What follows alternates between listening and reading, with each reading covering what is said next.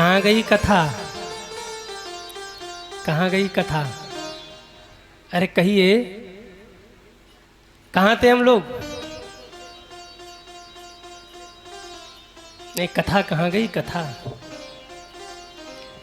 ध्रुव जी महाराज की कथा चल रही थी।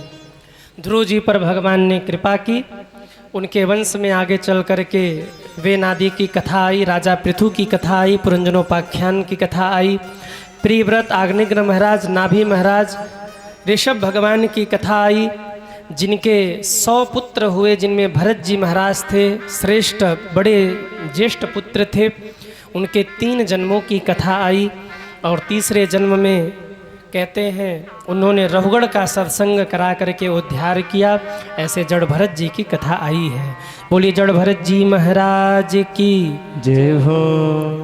नरकों का वर्णन आया, भागवत में बताया नरक कैसे कैसे होते हैं। अग्नि जल रही होती है और उस भट्टी के ऊपर कढ़ैया चढ़ी होती है और कढ़ैया में खौता खोलता हुआ तेल होता है। जो लोग पाप करते हैं ना, उन्हें उसी तेल में छान दिया जाता है और छानने के बाद उसी भट्टी में झोंक दिया जाता है। अब आप सोचो कितना आनंद मिलता होगा। कांटे होते उसी पर फेंक दिया जाता है, चारों ओर कांटे कांटे होते हैं। चले तो भी कांटे, उठे तो भी कांटे, बैठे तो भी कांटे, कांटों पे ही रहना होता है जो पाप करते हैं। जलता हुआ खम्मा होता है, उसी से ले जाके बांध दिया जाता है। छोटे छोटे जीव जंतु होते हैं नरक में, नोच नोच के खाते हैं। जीव चीखता है, चिल्लाता है, पर कुछ कर नहीं पाता। क्यों? यातना शरीर उसको मिली है भोगने के लिए। तब रोता है कि अरे मैंने बहुत अपराध किए, अनेक जीवों की हत्या की।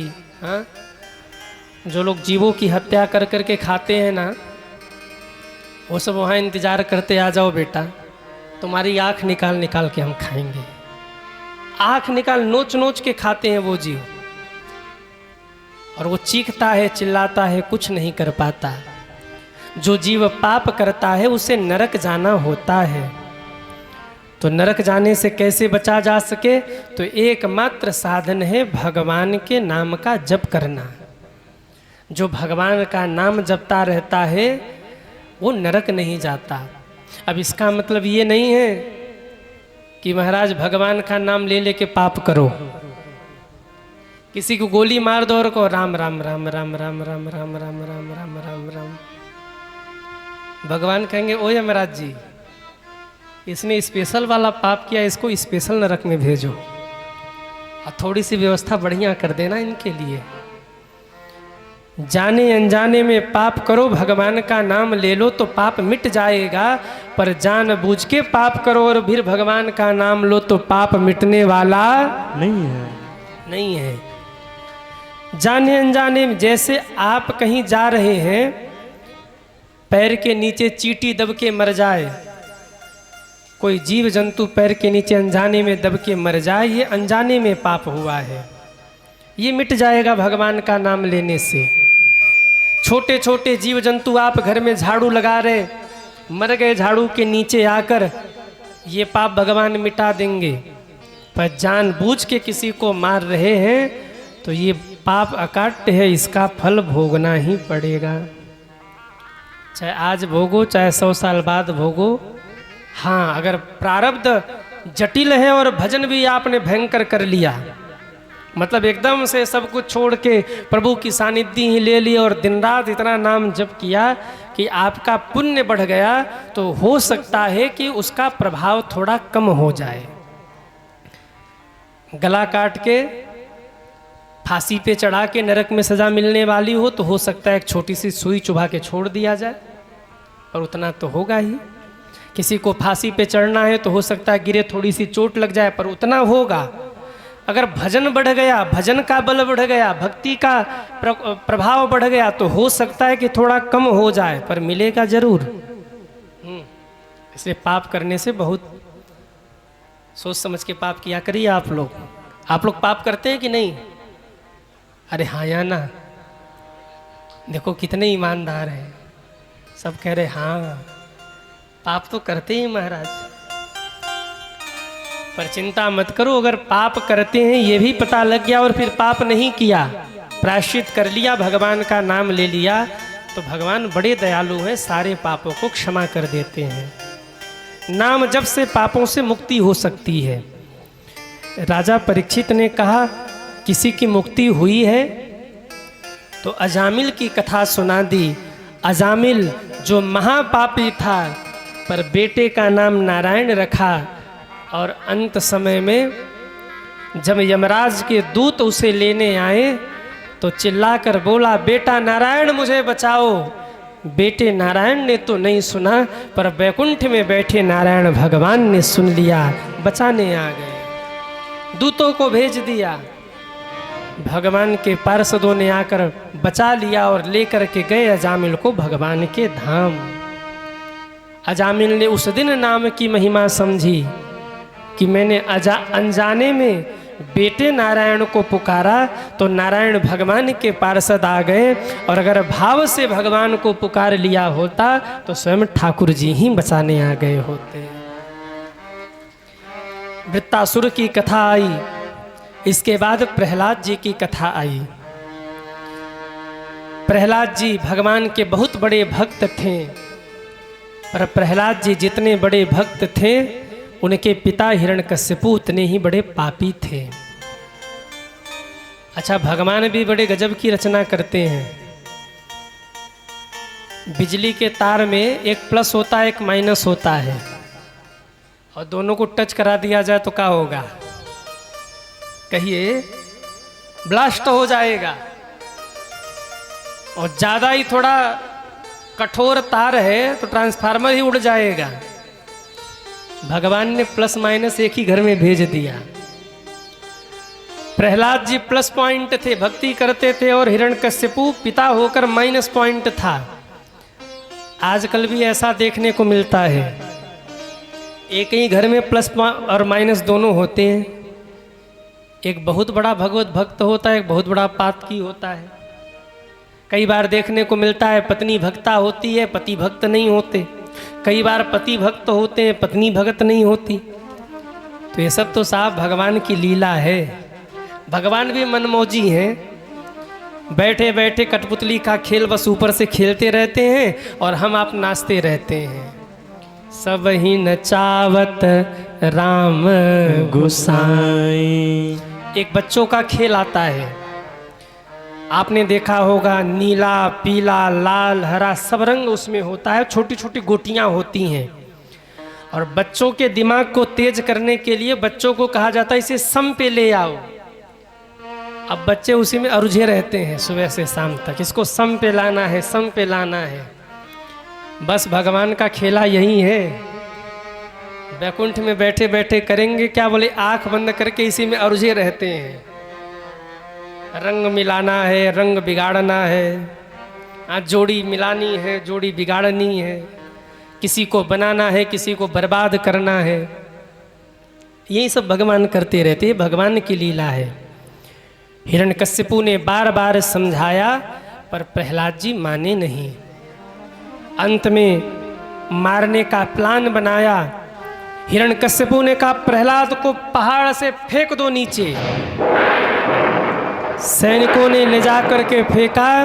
प्रहलाद जी ने आंख बंद करके कहा श्रीमन नारायण नारायण नारायण।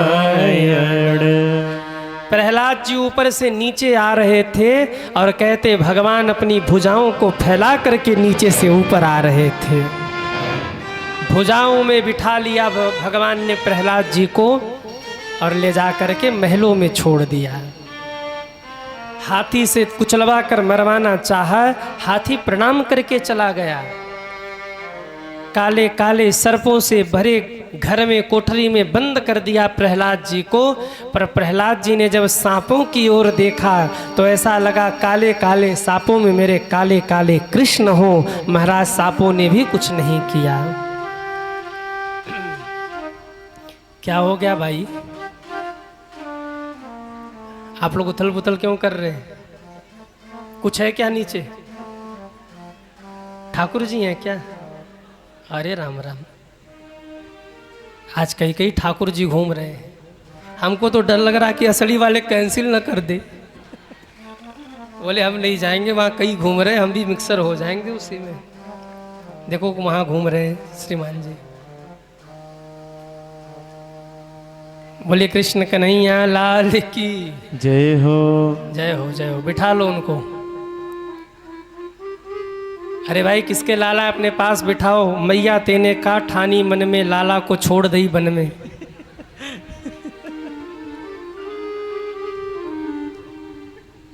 वो अपने घर वालों को खोज रहे हैं।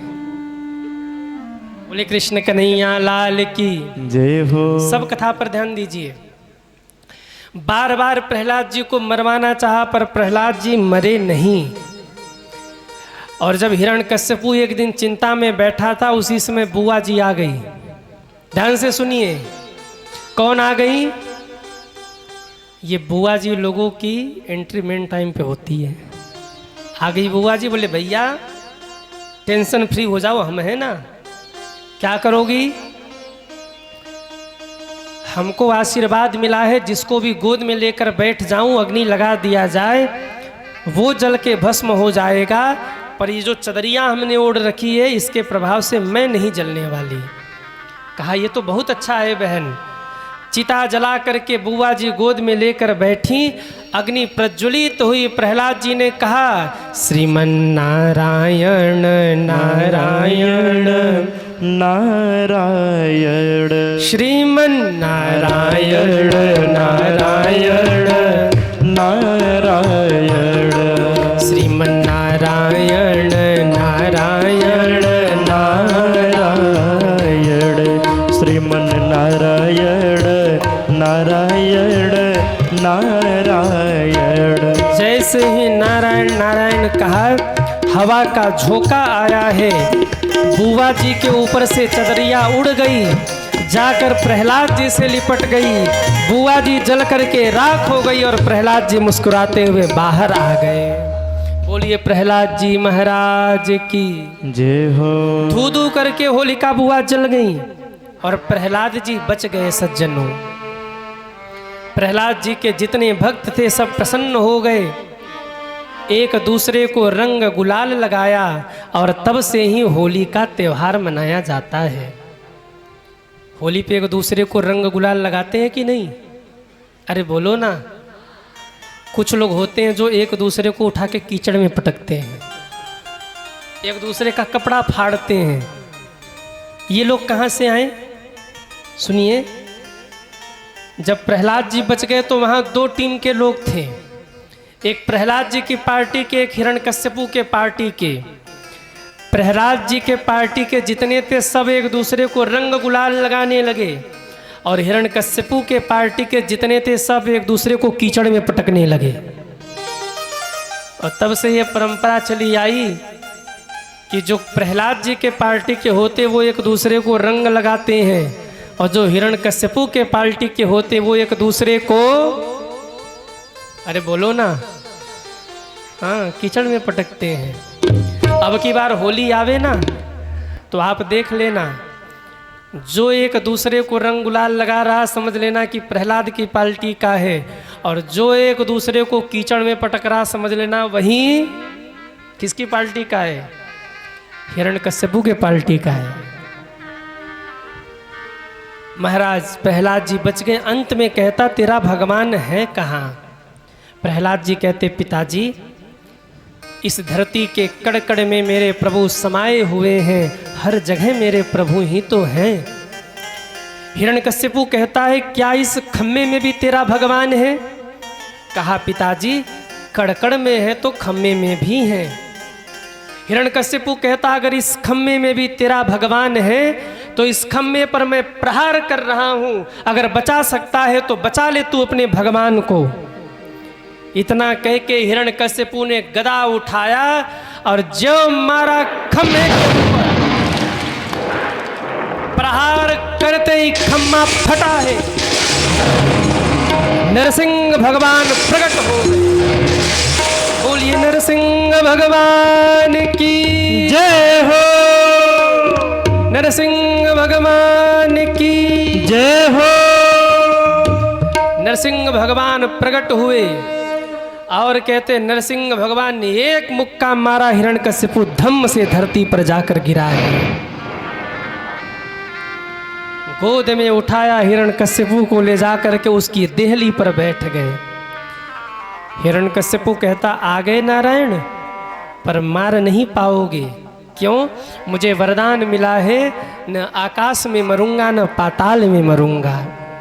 भगवान ने कहा ध्यान से देखो, न तो आकाश में हूं न पाताल में, मैं तो धरती पर बैठा हुआ हूं।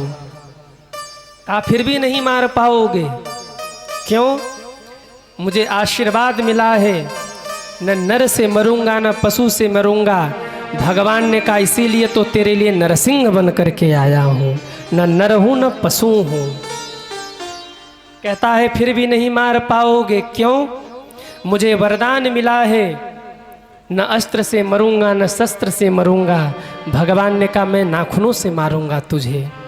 कहा फिर भी नहीं मार पाओगे। न घर में मरूंगा न घर के बाहर मरूंगा। भगवान ने कहा ध्यान से देख, तेरी देहली पर बैठा हूं, न घर में न घर के बाहर।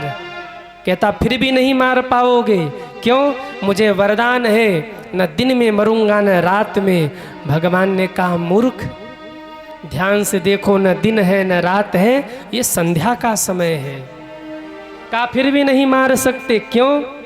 मुझे वरदान मिला हुआ है, न ब्रह्मा के बनाए गए 12 महीने में मेरी मृत्यु नहीं होगी। भगवान ने कहा प्यारे इसीलिए तेरे लिए 13वां महीना बनाया है मैंने, अधिक मास में तुझे मारूंगा। ये जो अधिक मास आता है ना, ये भगवान ने हिरण्यकशिपु के लिए बनाया। कितना भगवान ने मेहनत किया होगा, तिथियों को आगे पीछे खटकरम करके, एक एक सेकंड का एक एक मिनट का जोड़ जोड़ के घटा घटा के 1 महीने का निर्माण किया होगा। ये तिथियां जो आगे पीछे हो रही हैं ना, सब हिरण्यकशिपु की मेहरबानी है। कभी 2 दिन की एकादशी हो जाएगी, कभी एक ही दिन में 3-3 तिथियां समाप्त हो जाएंगी। क्यों? क्योंकि भगवान ने तिथियों को आगे पीछे करके हिरण्यकशिपु के लिए 1 महीना अलग से बनाया, जिसको अधिक मास कहते हैं। कहा फिर भी नहीं मरूंगा। क्यों? मुझे वरदान है, ब्रह्मा की बनाई गई सृष्टि में मुझे कोई मार नहीं सकता। भगवान ने कहा मूर्ख, ब्रह्मा ने मुझे नहीं बनाया बल्कि मैंने ब्रह्मा जी को ही बनाया है, मैं ब्रह्मा का पिता हूँ। और इतना कह के भगवान ने पेट फाड़ दिया, अतड़ियों को निकाल करके गले में लपेट लिया। बोलिए नरसिंह भगवान की जय हो। हिरण्यकशिपु का वध हुआ, प्रहलाद जी पर कृपा किया। इसके बाद गज की कथा आई है। गज को दुनिया पर कितना भरोसा था, पर जब संकट आया तो दुनिया वालों ने साथ छोड़ दिया। जो लोग आपको कहते ना तुम्हारे लिए मर जाऊंगा, तुम एक बार कहो तुम्हारे लिए मरने को भी तैयार हूं, उससे कह देना कुआं में कूद। दूसरे दिन से मिलने भी नहीं आएगा, बोले तू रह अपने घर, हम जा रहे हैं। तू मित्र होगा पर तू कुआं में भेज रहा, हमें कुआं में कूदेंगे हम। सब दिखावा है, नौटंकी चल रही है दुनिया में, कुछ है नहीं सज्जनों। हाँ, किसी की मृत्यु हो जाए ना, परिवार वाले 13 दिन रोते हैं, बच्चे महीने भर रोते हैं, पत्नी 6 महीने तक रोती है, और इसके बाद फोटो चढ़ा के माला चढ़ा दिया जाता है, कोई याद भी नहीं करता। कोई त्योहार हो, कोई उत्सव हो तो घर के लोग भले याद कर ले, बाकी 13 दिन तक घर वाले रोएंगे, 1 महीने तक बच्चे रोएंगे, 6 महीने तक पत्नी रोएगी, फिर फोटो टांग दिया जाएगा। अगली पीढ़ी आएगी, डेंटिंग पेंटिंग घर का करवाएगी, बाबूजी को बक्से में बंद कर दिया जाएगा, बक्से में जाला मकड़ा लगेगा, बक्से को खा जाएंगे। क्या बोलते हैं उसको, क्या बोलते हैं उसको, जंग लग जाएगा बक्से में। घर वाले कहेंगे बाबूजी इसमें पड़े पड़े बेकार हो रहे हैं, इनको फेंको गंगा जी में। नेम प्लेट रह जाएगा, फिर अगली पीढ़ी आएगी, नेम प्लेट हटाकर अपना नेम प्लेट चिपका देगी। फिर क्या होगा, खसरा खतौनी में भी नाम ऊपर हो जाएगा। 3 पीढ़ियों तक याद किया जाएगा मेरे बाबूजी, दादा परदादा। 4थी पीढ़ी में ये भी भूल जाएंगे कि उनका नाम क्या था। ये दुनिया की हकीकत है सज्जनों। पूरा परिवार साथ छोड़ गया जब गज के चरण को ग्राह ने पकड़ लिया। और जब दुनिया छोड़कर चली गई तब इसको लगा कि जिस परिवार के लिए मैंने इतना किया उस परिवार ने साथ छोड़ा। आज तो मेरे साथ केवल भगवान खड़े हैं, क्यों न मैं अपने ठाकुर जी को याद करूं। दुनिया ने दिल दुखाया, गोविंद काम आया। दुनिया ने दिल दुखाया, गोविंद काम आया। आंसू न रोक पाया, आंसू न रोक पाया। इन्होंने गोदी में जब उठाया, दुनिया ने दिल दुखाया, गोविंद काम आया। एक बार आप भी बोल लो, अरे दुनिया ने दिल दुखाया, गोविंद काम आया। दुनिया ने दिल दुखाया, गोविंद काम आया। ठाकुर जी को पुकारा, मेरे प्रभु बैकुंठ से दौड़े और आकर हाथी को खींचकर बाहर निकाला। पहले ग्राह को मारा, फिर बाद में गज का कल्याण किया। गज ने कहा, प्रभु आपको बुलाया तो मैंने था, पर आपने आते ही पहले ग्राह का उद्धार किया, बाद में मेरा कल्याण किया। भगवान कहते हैं, गज जो मेरे चरण पकड़ लेना मैं उसे बाद में तारता हूँ, पर जो मेरे भक्त के चरण पकड़ ले मैं उसे पहले तार देता हूँ। तरना है तो भगवान के किसी भक्त के चरण पकड़िए। भगवान के चरण पकड़ेंगे तो भगवान बाद में तारेंगे, और भगवान के भक्त के चरण पकड़ेंगे, गुरु के चरण पकड़ेंगे तो भगवान पहले तारेंगे। जो व्यक्ति गुरु के आश्रित रहता है, जो गुरु की शरण में रहता है, भगवान कहते ये हमसे जुड़ा हुआ है, क्योंकि इसने गुरु मंत्र लिया है, गुरु की सानिध्य लेकर के बैठा है। याद रखिएगा, व्यक्ति का जन्म जीवन में 2 बार होता है। एक बार जन्म होता है माता पिता के द्वारा, और एक बार जन्म होता है गुरु के द्वारा। एक बार माता पिता ने पाल पोस कर बड़ा कर दिया, अब दूसरी बार जब गुरु कान में गुरु मंत्र देते हैं ना, तब जीव का दूसरा जन्म होता है। और ठाकुर जी की डायरी में वो तिथि नोट नहीं होती जब से हमने धरती पर जन्म लिया। भगवान की डायरी में तो वही तिथि नोट होती है जब से हमने गुरु मंत्र धारण करके भगवान का भजन किया। सज्जनों, जब से हम गुरु मंत्र धारण करके भजन में लगे ना, भगवान तब से हमारे जीवन की आयु जोड़ते हैं। जीवन बीत रहा है, अगर किसी ने 50 साल तक गुरु मंत्र नहीं लिया तो भगवान की डायरी में उसका जन्म हुआ ही नहीं। एक बार एक सेठ जी थे, एक महात्मा जी ने उनसे पूछा कि सेठ जी आपके पास कितने बच्चे हैं? सेठ जी के पास 4 बेटे थे, पर कहा गुरुजी हमारे पास एक ही बेटा है। बड़ा आश्चर्य हुआ संत जी को। संत जी ने कहा चलो छोड़ो, ये बताओ अभी तक कितना कमाया? सेठ जी ने करोड़ों कमाया था, पर कहा गुरुजी अभी तक हमने केवल 10,000 रुपया कमाया। बड़ा आश्चर्य हुआ, करोड़ों कमाया और कह रहा 10,000 कमाया, कोई बात नहीं। एक बात बताओ सेठ जी, आपकी उम्र कितनी है? सेठ जी की उम्र थी 55 साल, पर कहा गुरुजी हमारी उम्र अभी 5 साल है। अब तो महात्मा को बड़ा आश्चर्य हुआ। महात्मा ने कहा इसके बच्चे 4 हैं और कह रहा एक बेटा, कमाया करोड़ों, कहा 10,000 कमा रहा हूँ, उम्र 55 की है, कहता है 5 वर्ष की, ऐसा क्यों? सेठ जी ने कहा गुरुजी बुरा मत मानना, आपने कहा बेटे कितने हैं? तो बेटे तो 4 है पर मैंने एक कहा। क्यों? 3 बेटे विदेश चले गए, कभी फ़ोन भी नहीं करते, वो विदेश में ही रहते, पढ़ लिख कर वहीं कमा रहे हैं, कभी हाल चाल भी नहीं करते। अरे मैं उनको अपना बेटा क्या मानूं जो पढ़ लिख कर हमसे दूर चले गए, कभी फ़ोन भी नहीं करते। मेरा तो एक ही बेटा है जो दिन रात मेरी सेवा किया करता है, मेरे साथ रहता है, इसलिए एक बेटा। संत जी ने कहा वाह बहुत अच्छी बात, पर कमाया तो करोड़ों और कह रहे हो 10,000 कमाया, ऐसा क्यों? कहते हैं महात्मा सेठ जी ने कहा गुरुजी कमाया तो करोड़ों, पर कहीं घर बनवाया, कहीं बेटा का विवाह किया, कभी बेटी का विवाह किया, कभी फैक्ट्री बनवा दिया। जितना मैंने धन कमाया उस धन में से अभी तक केवल 10,000 रुपये हमने दान किया है। और गुरुजी जो धन दुनिया में लग गया ना वो यहीं समाप्त हो जाना है, काम तो वहीं आएगा जिस 10,000 का हमने दान किया है।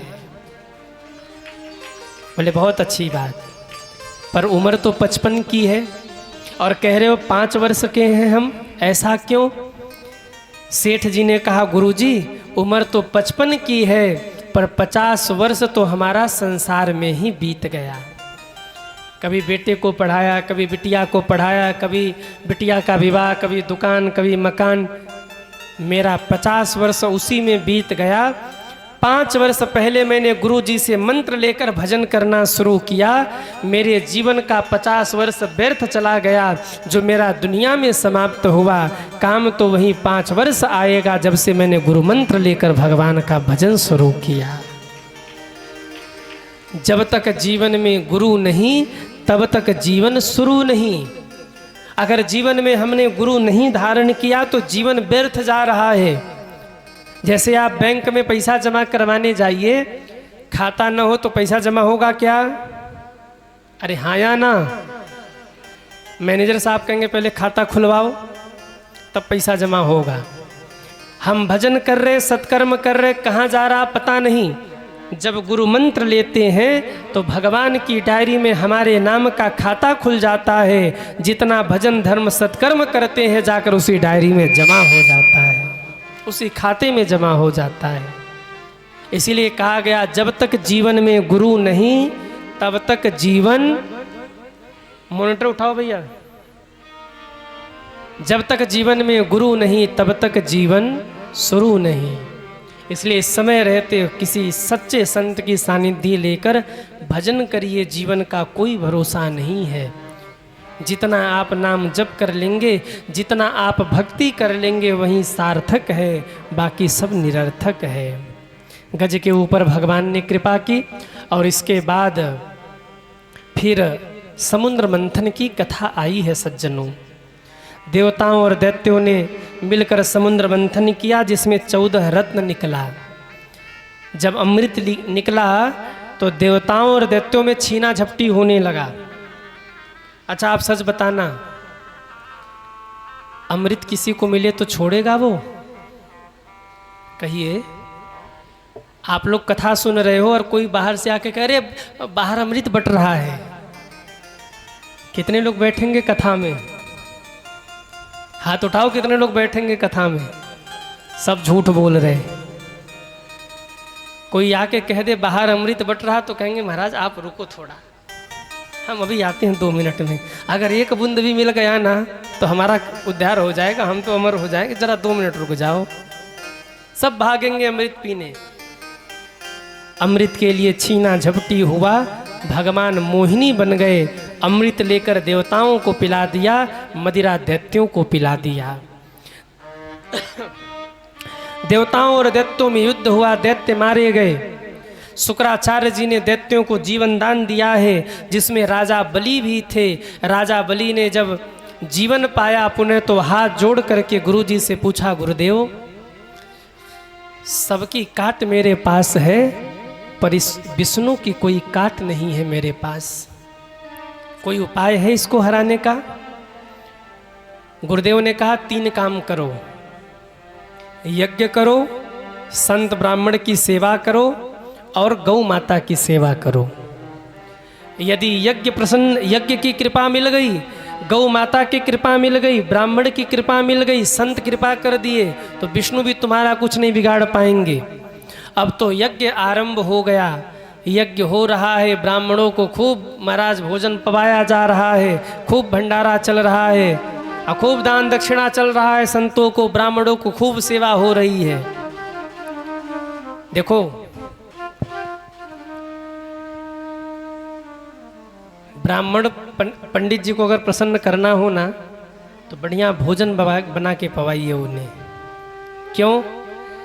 अब मैं अपने ऊपर नहीं कह रहा हूँ, आप लोग ये मत ले जाना कि गुरुजी अपने ऊपर कह रहे हैं। हम तो एक रोटी सुबह एक रोटी शाम खा लेते हैं, बस हमारा उतने में हो जाता है। अगर ब्राह्मणों को प्रसन्न करना है, संतों को प्रसन्न करना है तो बढ़िया भोजन बना करके सात्विक उनको पवाइए। एक महात्मा जी विनोद कर रहे थे, अग्नि कुंड में स्वाहा और पंडित जी के मुख में आहा। जब पंडित जी भोजन करते बोले आहा, आनंद आ गया, खूब खुश रहो, प्रसन्न हो, आशीर्वाद लगता है। ब्राह्मणों को भंडारा हुआ, ब्राह्मणों संतों ने प्रसन्न होकर, गौ माता ने प्रसन्न होकर के एक रथ दिया।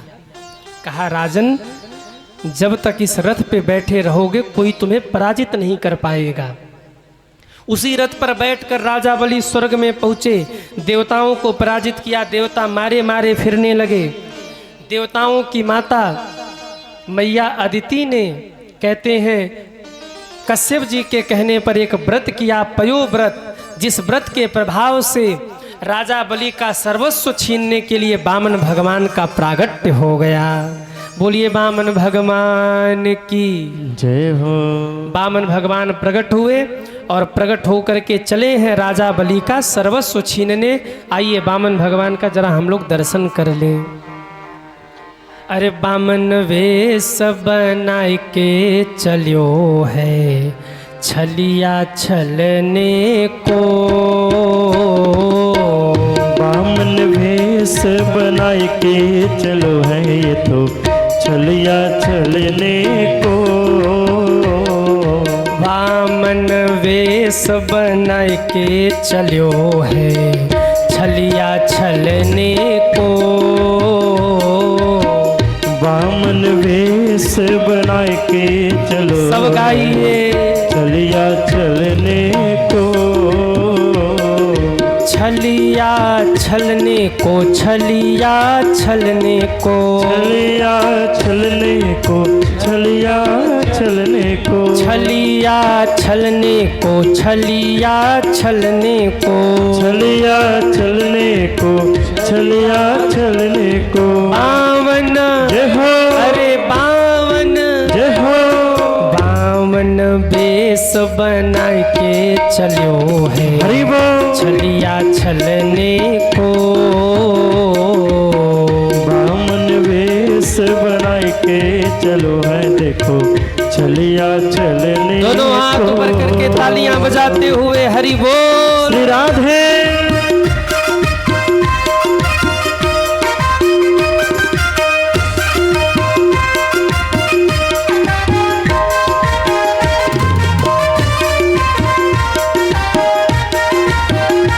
हरि बोल।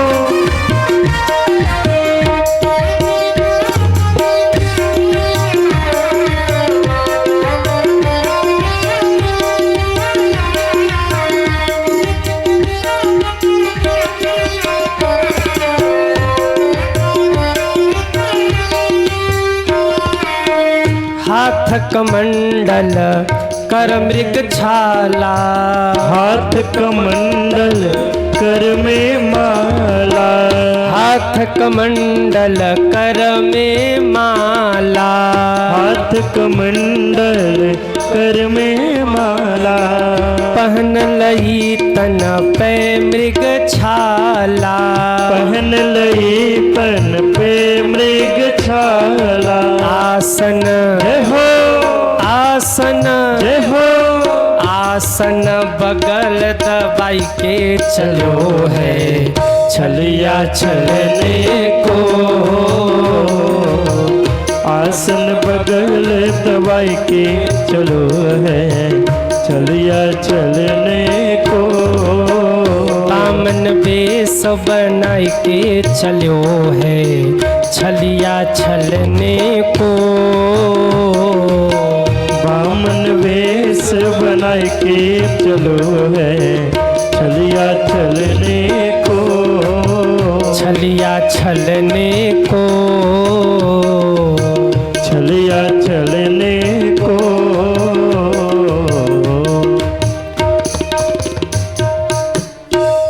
बोलिए बामन भगवान की जय हो। इसको उठवाइए। आ गए बामन भगवान।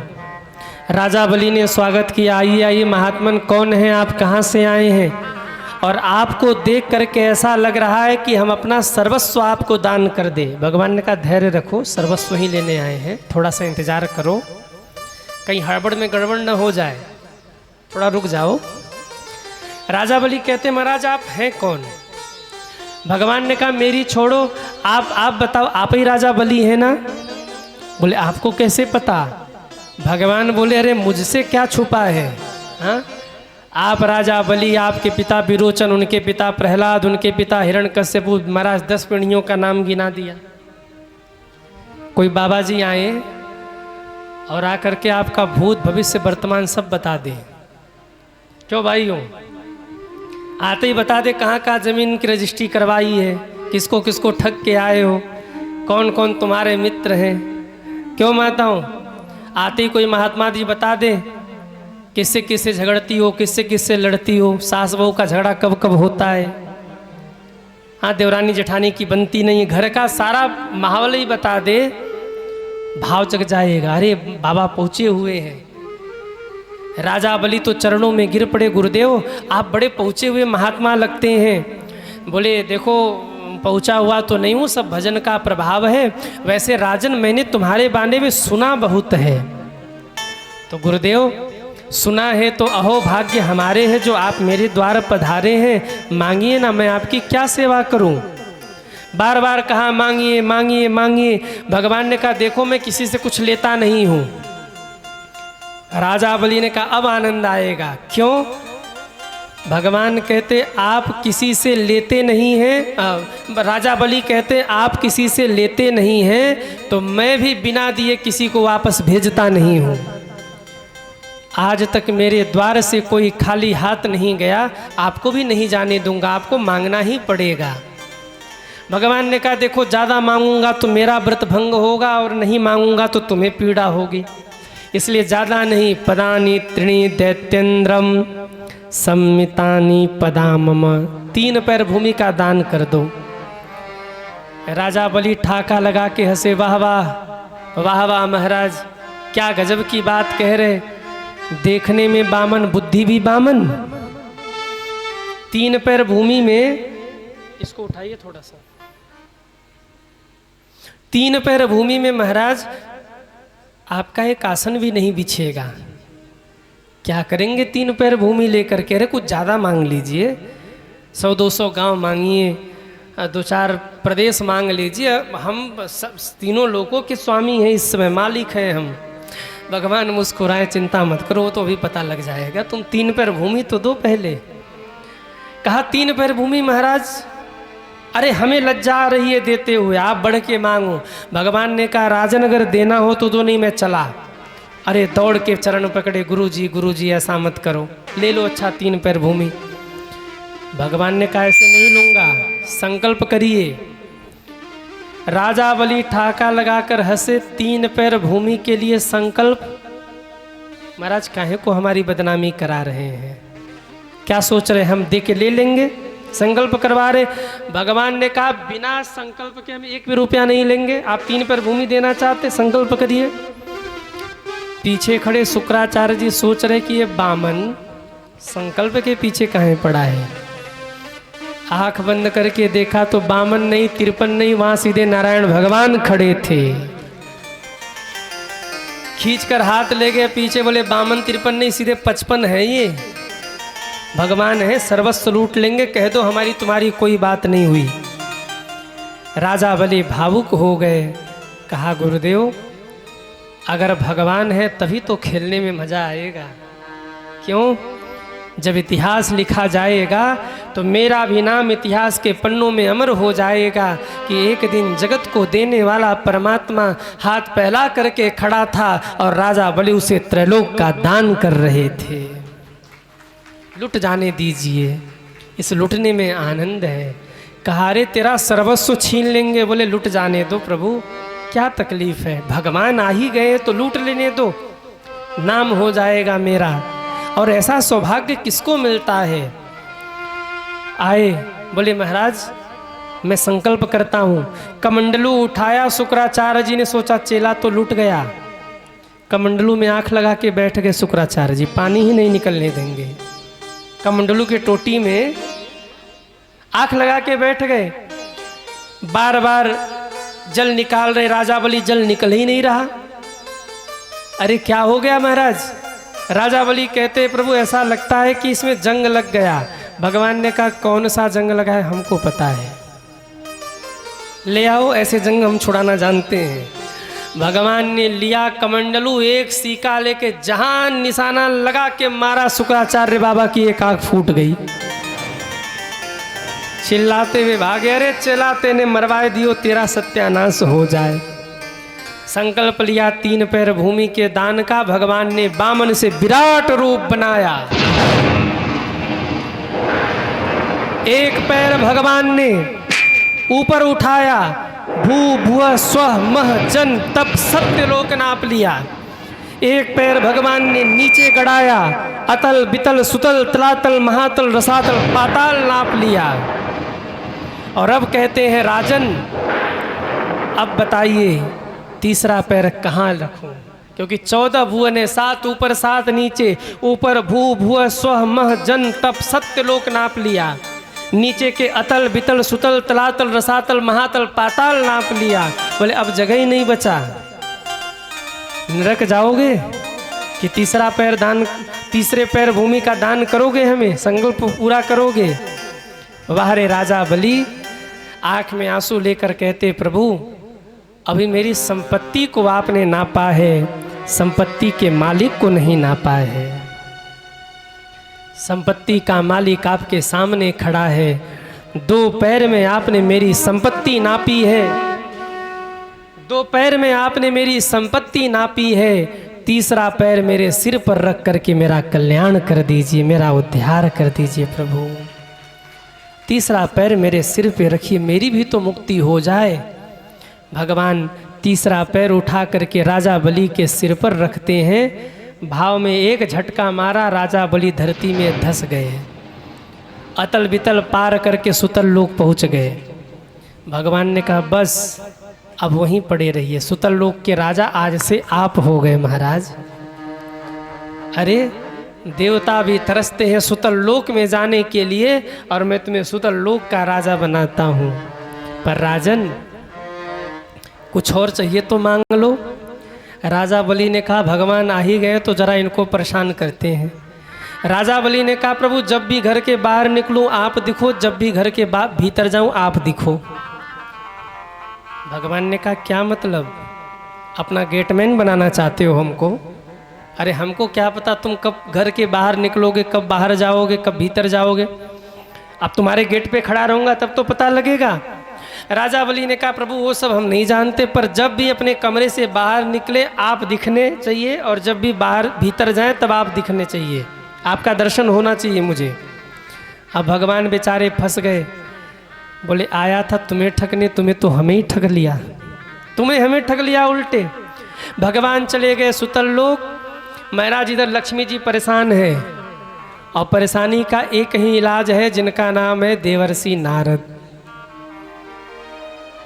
नारद जी आ गए, श्रीमन नारायण नारायण नारायण।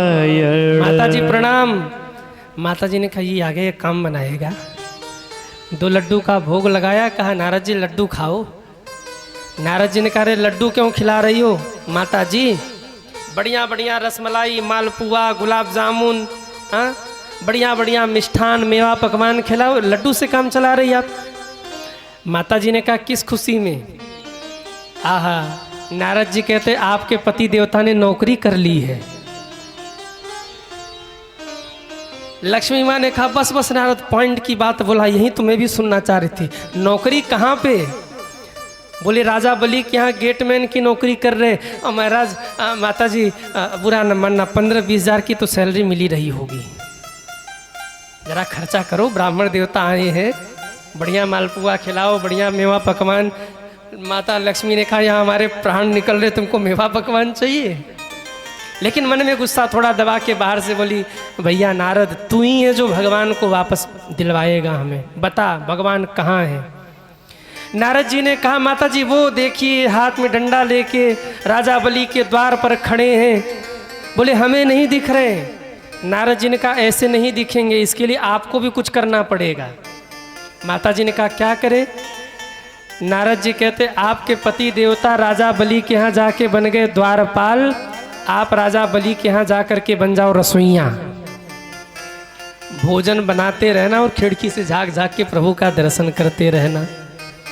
माता जी ने कहा नारद विनोद मत करो, सही बताओ मिलेंगे कैसे प्रभु? नारद जी ने एक रक्षा सूत्र दिया, माता ये रक्षा सूत्र लेकर के जाइए, राजा बलि के हाथ में बांध दीजिए और उन्हें भाई मान लीजिए। जब वो कहेंगे कि बहन क्या चाहिए तो भगवान को मांग लेना। माता जी पहुंची और जाके लगी जोर जोर से राजा बलि के द्वार पर रोने। राजा बलि बाहर निकल के आए, रे कौन हो देवी, क्यों रो रही हो? माता जी ने कहा भैया मैं अभागिन बहन हूँ, मेरा कोई भाई नहीं है। तो बोले मैं सोच रही कोई मेरा भाई बन जाता तो बड़ा अच्छा लगता मुझे, मेरे पास भैया नहीं है। रक्षाबंधन है, सब अपने भाई को राखी बांध रहे, पर मैं किसे बांधूं, मेरा तो कोई भैया ही नहीं है। राजा बलि ने हाथ आगे कर दिया, बहन हमें राखी बांध दो, मैं आपका भाई हूँ।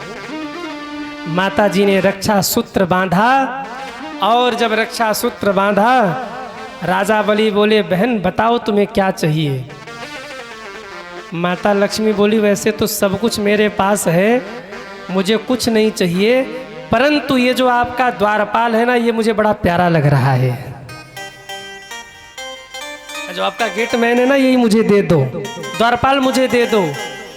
राजा बलि चौंक गए, बोले देवी ये द्वारपाल जिसे आप मांग रही हो ये द्वारपाल साधारण नहीं है, ये द्वारपाल नारायण है, और नारायण को जो मांग रहा हो वो भी तो साधारण नहीं हो सकता। आप हो कौन? अपने रूप में आओ। कहते उसी समय माँ अपने रूप में आई और कहा नारायण को मांगने वाली तो लक्ष्मी माता ही हो सकती है, मैं लक्ष्मी हूँ भैया, नारायण भगवान आपके हाथ है, उन्हें ही मांगने आई हूँ। अरे राजा बलि तो चरणों में गिर पड़े, आओ आओ, अभी तक तो आप माता जी थी पर अब आप हमारी बहन हो गई। बहन आओ, बहनों साहब यहाँ हमारे यहाँ आप भी रुको। खूब सेवा किया राजा बलि ने, और 1-2 दिन नहीं 4 महीने तक भगवान को सुतल लोक में रोक लिया। 4 महीने तक। कितने महीने? अरे जोर से बोलो। 4 महीने तक भगवान को सुतल लोक में रोक करके रखा, सेवा करते रहे राजा बलि। 4 महीने भगवान ने आराम फरमाया और फिर भगवान ने कहा कि अब हम चलना चाहते हैं राजन। राजा बलि हाथ जोड़कर खड़े हुए, कहा प्रभु एक शर्त पर। किस शर्त पर? राजा बलि ने कहा हर वर्ष आप 4 महीने मेरे यहाँ आकर के विश्राम करेंगे तभी हम आपको जाने देंगे। भगवान ने तथास्तु कह दिया, और जिस दिन भगवान उठ करके बैकुंठ पहुँचे उसी दिन का नाम था देव उठनी एकादशी। अभी भगवान राजा बलि के यहाँ हैं और बस ज़्यादा दिन नहीं, 3-4 दिन और रहने वाले हैं। इसके बाद भगवान बैकुंठ जाएंगे और सृष्टि का कार्यभार भगवान संभालेंगे। सज्जनों, जब भगवान जगते हैं ना तो भगवान का विवाह तुलसी माँ के साथ में होता है, क्योंकि तुलसी महारानी भी प्रतीक्षा कर रही हैं। कार्तिक के 1 महीने तुलसी माँ का पूजन होता है। आप लोग करते हैं कि नहीं? कितने लोग तुलसी माँ का पूजन करते हैं कार्तिक में? बहुत लोग करते हैं। अच्छा, तुलसी माँ का विवाह शालिग्राम भगवान से कितने लोग करवाते हैं? तुलसी विवाह कितने लोग करवाते हैं? बहुत सारे लोग हैं। पर बहुत सारे लोगों ने हाथ भी नीचे किया है। आप लोग नहीं करते? करना चाहिए।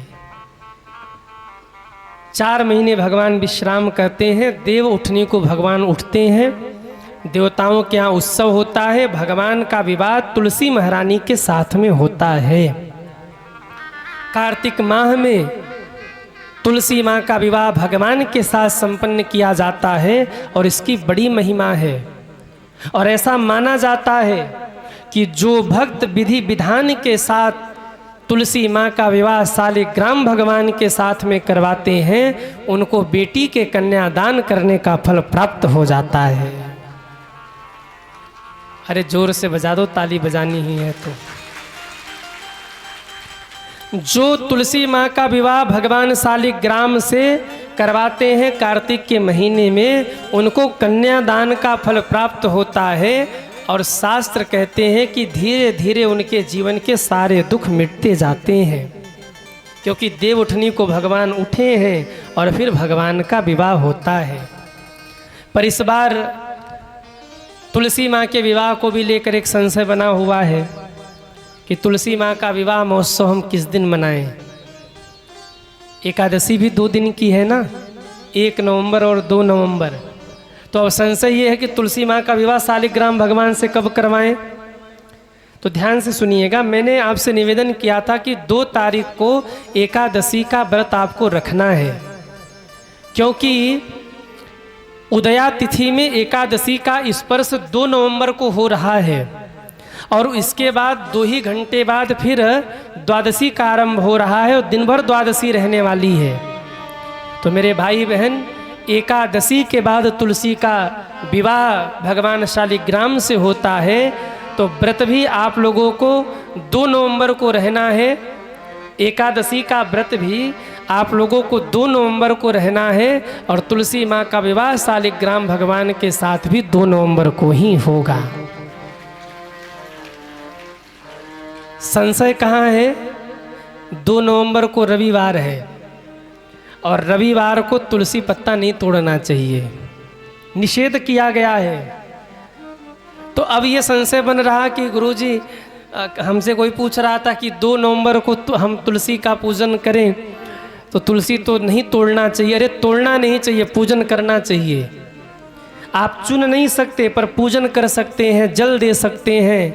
महाराज उनका विवाह भगवान के साथ संपन्न करवा सकते। तोड़ना नहीं है तुलसी पत्ता, चयन करने के लिए मनाही है, चयन करने की मनाही है, पूजा करने की मनाही नहीं है। अब आप कहेंगे कि गुरुजी हम तुलसी माँ का विवाह करवा रहे हो, हाथ से झटका लगे, पत्ता टूट कर गिर जाए, तब भी तो पाप लगेगा। तो इसके लिए मैं आपको निदान बता दूं, शास्त्र कहते हैं कि देव उठनी एकादशी से कार्तिक पूर्णिमा तक 5 दिन का समय मिलता है। आप किसी दिन भी तुलसी माँ का विवाह भगवान शालिग्राम के साथ संपन्न करवा सकते हैं। ये उत्सव किसी दिन मना सकते हैं। ये पंच महामहोत्सव है, ये 5 दिन का, एकादशी, द्वादशी, त्रयोदशी, चतुर्दशी और पूर्णिमा। तुलसी माँ का विवाह करने के लिए आपको 5 दिन का समय मिलता है। ये 5 दिन का उत्सव देवलोक में भी मनता है और बैकुंठ में भी मनता है। तो आप इसमें से किसी भी दिन अपनी श्रद्धा और निष्ठा के साथ, भाव के साथ में तुलसी माँ का विवाह भगवान से करवा सकते हैं, संपन्न कर सकते हैं उत्सव। निष्ठा होनी चाहिए आपकी। तुलसी माँ का विवाह जो लोग भगवान के साथ में संपन्न करवाते हैं इस कार्तिक के महीने में, इसका फल सुनिए। जिनके घरों में विवाह आदि कार्य में विलंब हो रहा है, विवाह आदि के कार्य रुके हैं, अगर श्रद्धा के साथ तुलसी विवाह का उत्सव अपने घर में मना लें तो विवाह आदि के कार्य जो रुके हुए होते हैं वो संपन्न करा देती हैं तुलसी मैया। क्योंकि इसी के साथ में सारे मांगलिक कार्य शुरू होते हैं। अभी तो भगवान सो रहे थे तो सारे विवाह शादी के कार्य बंद पड़े थे। अब जब भगवान जग गए, मंगलम भगवान विष्णु, मंगल करता है भगवान, तो अब से सारे मांगलिक कार्य आरंभ होते हैं।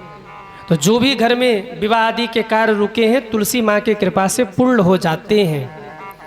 जो तुलसी विवाह का उत्सव घर में मनाते हैं उस घर में लक्ष्मी माँ की कृपा बरसती है। घर की जितनी भी नकारात्मक शक्तियाँ होती हैं वो दूर हो जाती हैं और सकारात्मक शक्तियाँ बढ़ जाती हैं घर में। और जो लोग भी तुलसी विवाह का उत्सव घर में मनाते हैं, शास्त्र कहते हैं उन्हें अंत में भगवान विष्णु के लोक में निवास मिलता है। ये सबसे बड़ी बात है। तो आप सभी लोग तुलसी माँ के विवाह का उत्सव अपने घर में जरूर मनाइए, तुलसी विवाह उत्सव जरूर मनाइए। अरे अपने बेटा बेटी का तो विवाह सभी करते हैं, कभी भगवान के लिए उत्सव मनाइए।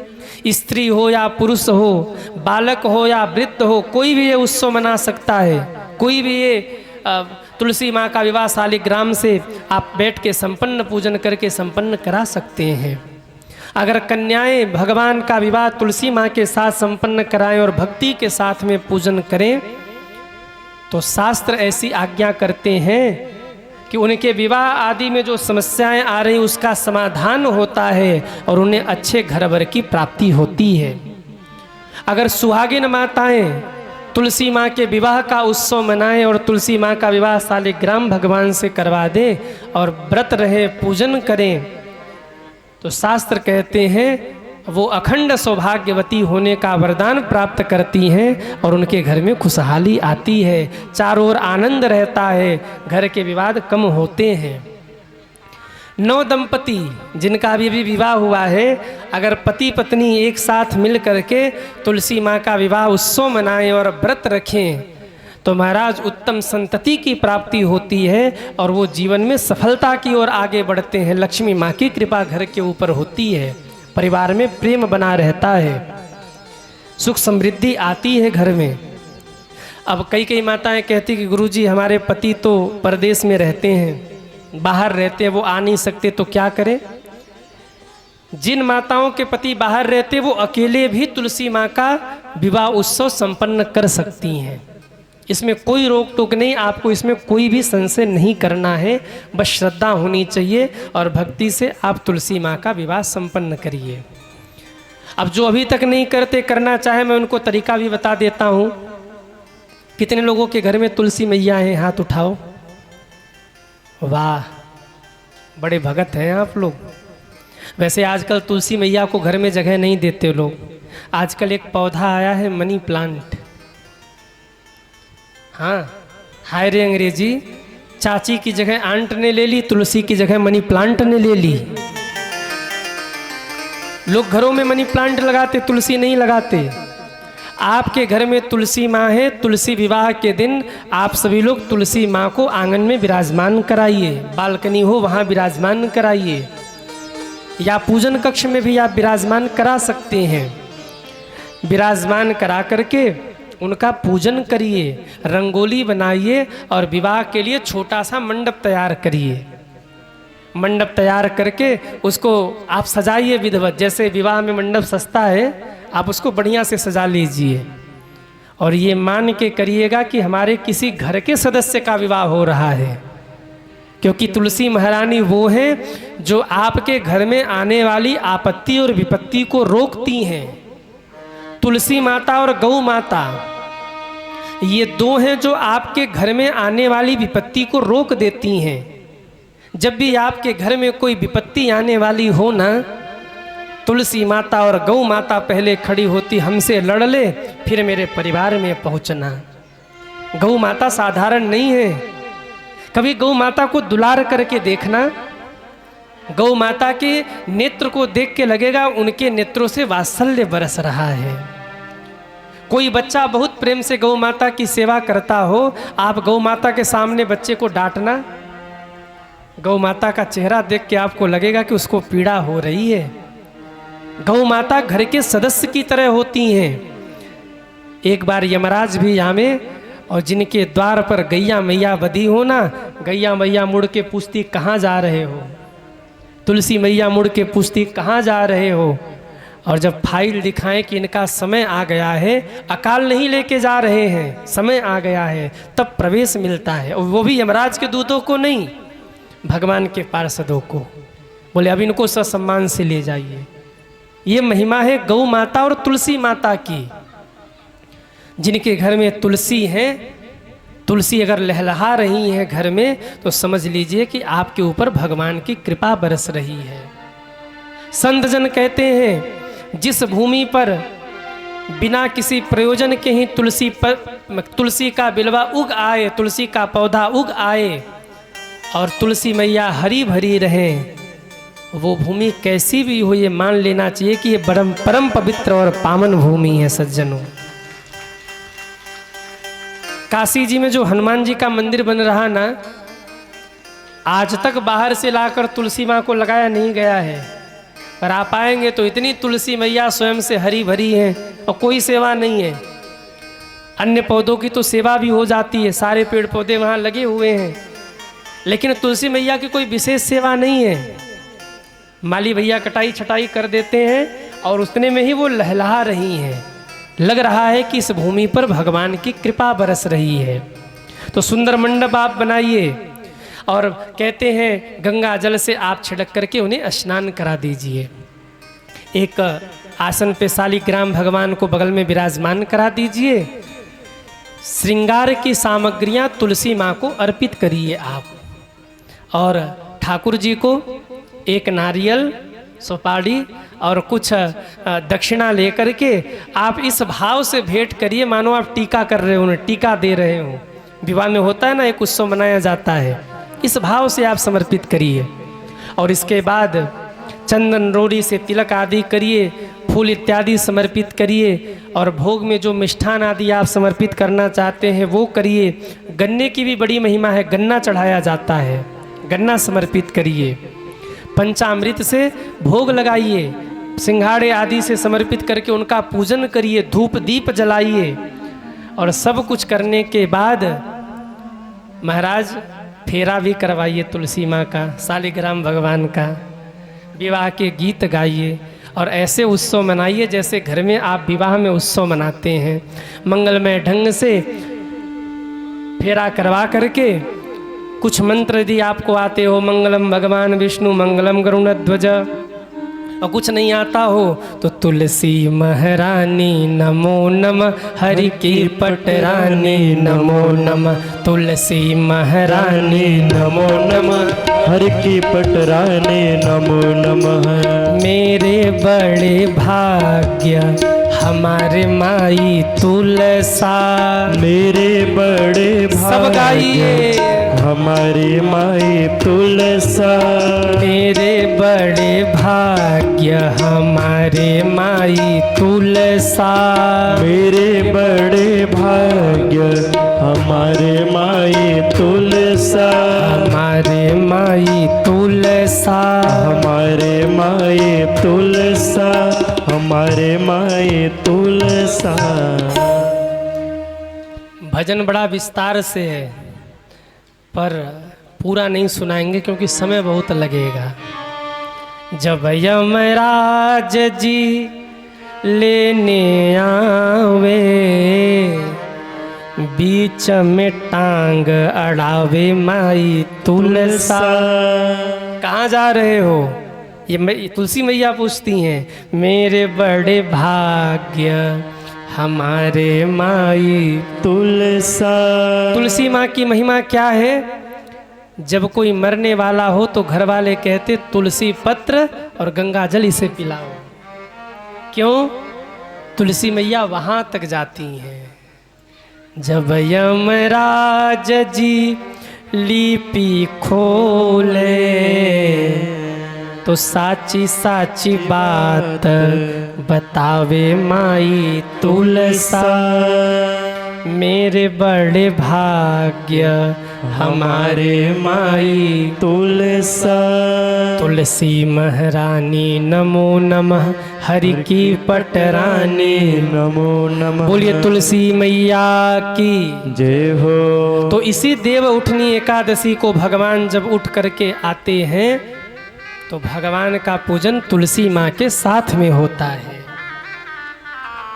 आप सभी को मैं निवेदन करूं, अगर घर में आप तुलसी माँ के विवाह का उत्सव नहीं मनाते तो छोटे में ही मनाइए, पर मनाइए, बड़ा आनंद होता है साहब।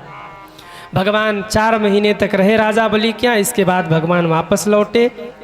इसके बाद सुखदेव जी कहते राजन मत्स्य अवतार की मैं कथा सुनाता हूँ। इसके बाद सूर्यवंश का वर्णन, चंद्रवंश का वर्णन। चंद्रवंश के राजा हुए महाराज उग्रसेन, इनके बेटा हुए कंस। कंस ने पिता को जेल में डाल दिया। अपने बहन का विवाह करके लेके जा रहे थे कंस। आकाशवाणी हो गई, इन्हीं देवकी और वसुदेव का 8वां पुत्र आपको मारेगा। देवकी वसुदेव जी को जेल में बंद किया, 6 पुत्रों की हत्या कर दी। 7वें पुत्र के रूप में शेषनाग आए। रोहिणी माँ के गर्भ में माया ने इस गर्भ को स्थापित किया। जिस बालक को देवकी माँ के गर्भ से जन्म लेना था, उस बालक ने रोहिणी माँ के गर्भ से जन्म लिया। नाम पड़ा दाऊ। बोलिए दाऊ जी महाराज की जय हो। अब 8वें बालक के रूप में कौन आ रहा? अरे जोर से बोलो।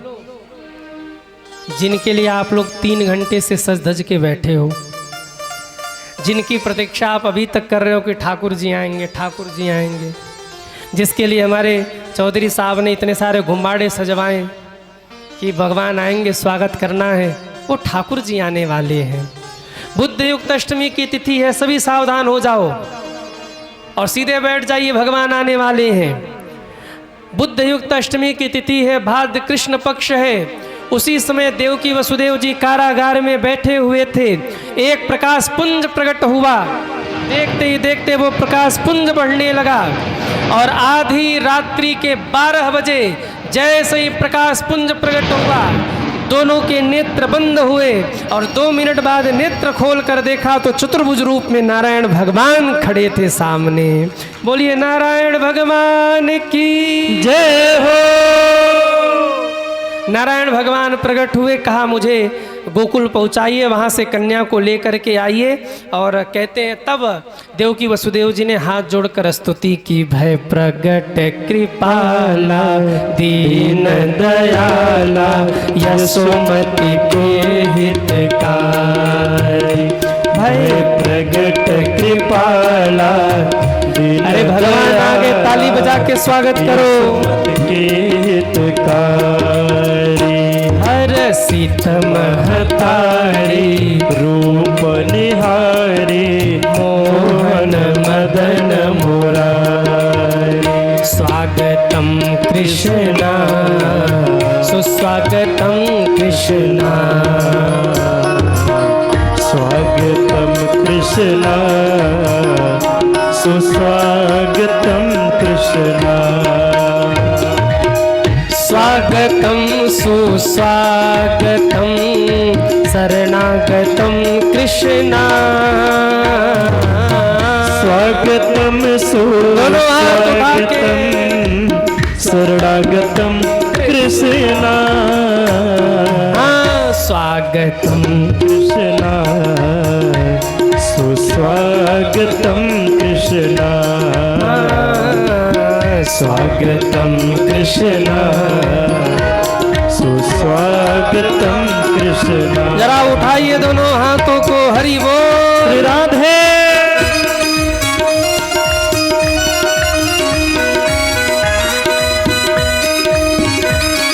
हरि बोल।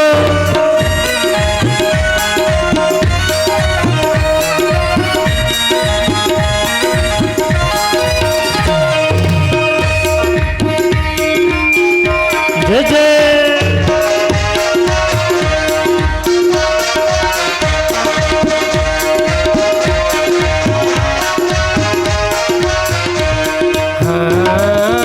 स्वागतम सुस्वागतम शरणागतम कृष्णा। स्वागतम सुस्वागतम।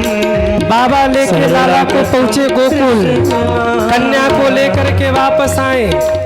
अरे ठाकुर जी आ रहे हैं, दोनों हाथ उठा के स्वागत करो। सभी बैठे रहिए, बैठे बैठे ही दर्शन करिए। स्वागतम कृष्णा सुस्वागतम कृष्णा। स्वागतम कृष्णा सुस्वागतम कृष्णा। स्वागतम सुस्वागतम शरणागतम हरि बोल। स्वागतम सुस्वागतम शरणागतम कृष्णा स्वागतम कृष्णा सुस्वागतम कृष्णा स्वागतम कृष्णा सुस्वागतम कृष्णा। हरि बोल। श्री राधे।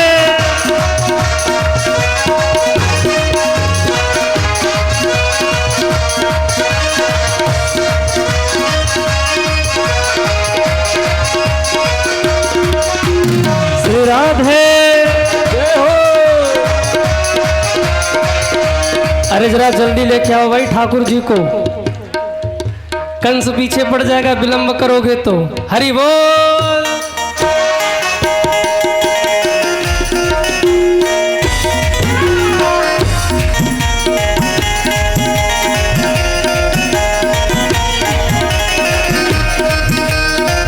जय हो।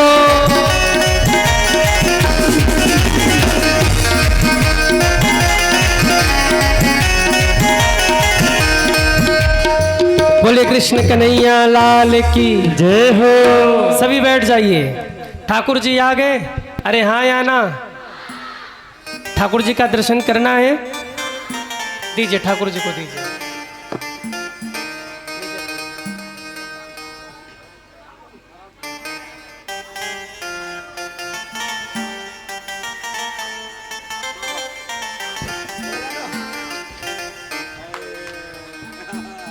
बोले कृष्ण कन्हैया लाल की जय हो।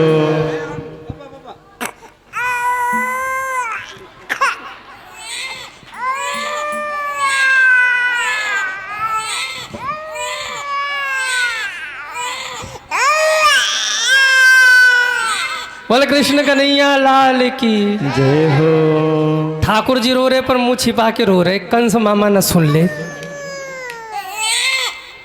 एक माला दीजिए। अरे ठाकुर जी, अरे चुप हो जाओ भाई।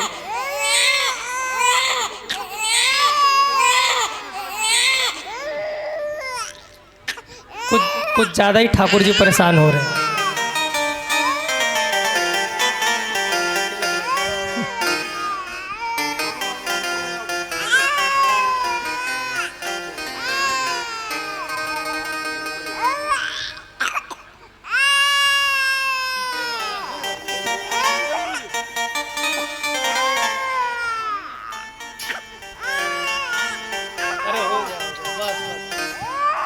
बोले कृष्ण कन्हैया लाल की जय हो।